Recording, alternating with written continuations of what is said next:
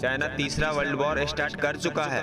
हमारे आधे से ज़्यादा युवाओं को वो गुलाम बना चुका है, आपको शायद मालूम नहीं है।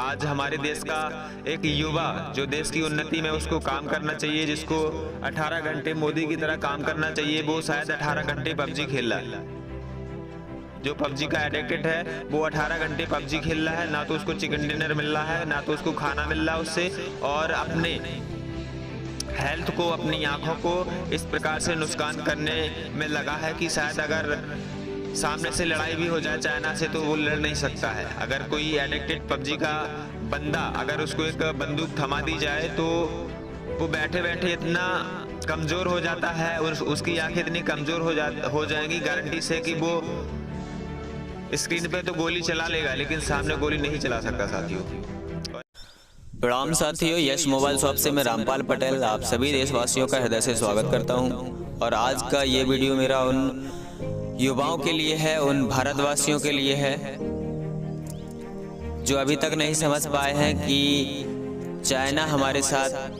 गेम खेल रहा है। केवल हमारा ब्रेन वॉश करने के लिए उसने ये दो हथियार बनाए हैं जिसका नाम टिकटॉक और पबजी है।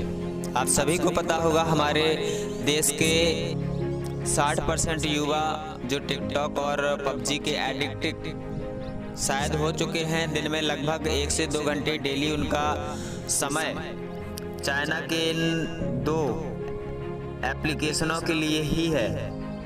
और आज हमें समझना होगा, अगर हम लोगों ने अपना समय, अपने देश की उन्नति के लिए जो समय है हमारे पास, अगर इन दो एप्लीकेशनों के लिए दिया तो चाइना हमको इस प्रकार से कंट्रोल कर लेगा कि वो जैसा चाहेगा वही हम करेंगे।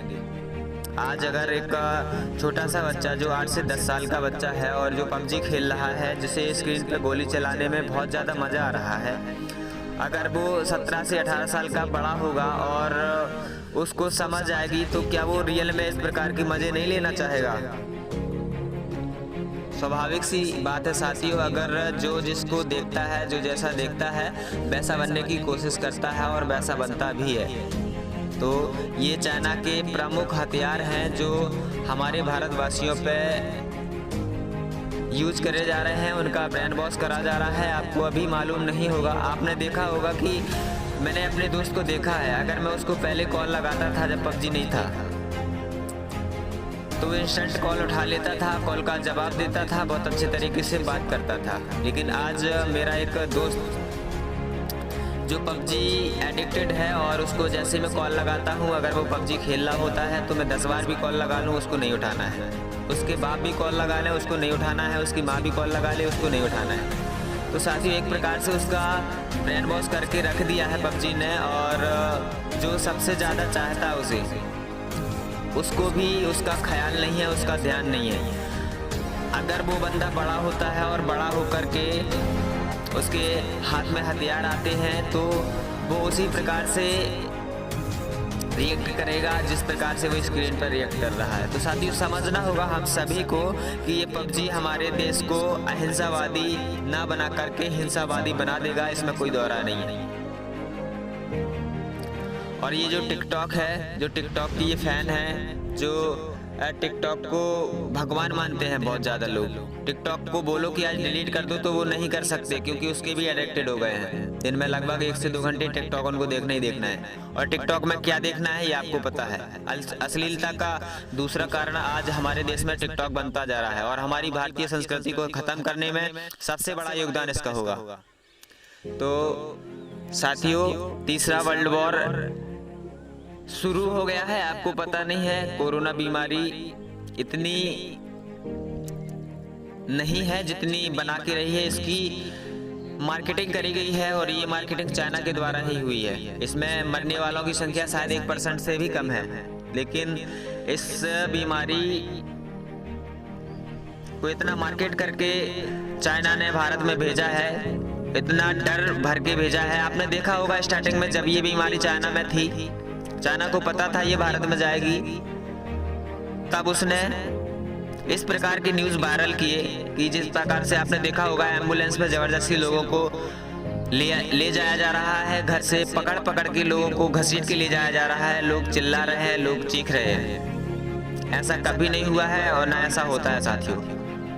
ये केवल एक मार्केटिंग का हिस्सा था कि जब भी भारत में कोरोना जाएगा तो हमारे यहाँ के जो न्यूज़ रिपोर्टर हैं वो इसी प्रकार से अपनी टीआरपी बढ़ाने के लिए न्यूज़ रिपोर्टिंग करेंगे, क्योंकि नेगेटिव जो बातें होती हैं वो सबसे ज़्यादा देखी जाती हैं, सबसे जल्दी फैलती है, सबसे ज़्यादा वायरल होती हैं।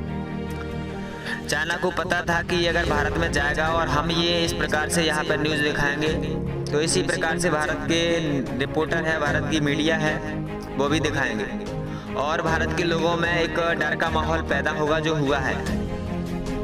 और आज जितने लोग कोरोना से नहीं मर रहे हैं, इतने लोग यहाँ कोरोना के डर से मर रहे हैं साथियों।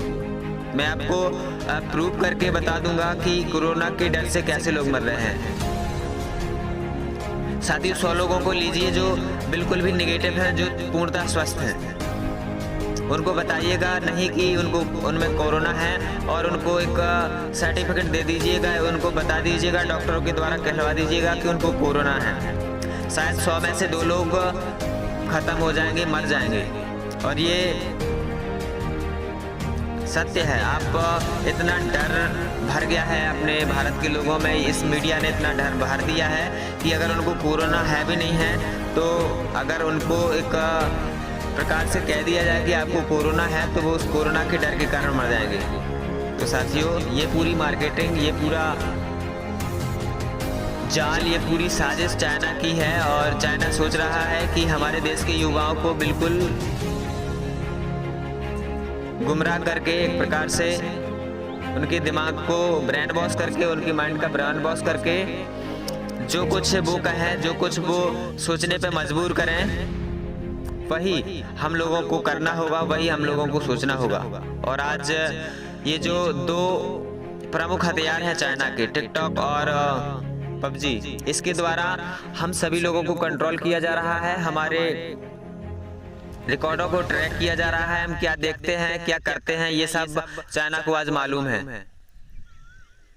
तो साथियों इनका बहिष्कार करना होगा, चाइना के प्रत्येक प्रोडक्ट का बहिष्कार करना होगा और अपने देसी प्रोडक्ट को अपनाना होगा, तभी अपना देश उन्नति कर पाएगा, तभी अपना देश विकासशील होगा, तभी अपना देश विकसित होगा। अभी तो अपना देश बहुत गहराई में चला जाएगा अगर इस प्रकार से चाइना के इन प्लेटफॉर्मों का हम लोगों ने उपयोग किया तो। चाइना तीसरा वर्ल्ड वॉर स्टार्ट कर चुका है, हमारे आधे से ज़्यादा युवाओं को वो गुलाम बना चुका है, आपको शायद मालूम नहीं है।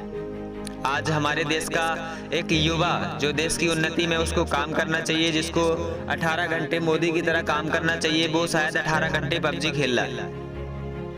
जो पबजी का एडिक्टेड है वो 18 घंटे पबजी खेल रहा है, ना तो उसको चिकन डिनर मिल रहा है, ना तो उसको खाना मिल रहा है उससे, और अपने हेल्थ को, अपनी आंखों को इस प्रकार से नुकसान करने में लगा है कि शायद अगर सामने से लड़ाई भी हो जाए चाइना से तो वो लड़ नहीं सकता है। अगर कोई एडिक्टेड पबजी का बंदा, अगर उसको एक बंदूक थमा दी जाए तो वो बैठे बैठे इतना कमज़ोर हो जाता है और उसकी आंखें इतनी कमज़ोर हो जाएंगी गारंटी से कि वो स्क्रीन पे तो गोली चला लेगा लेकिन सामने गोली नहीं चला सकता साथियों। और एक वो बच्चा जो आज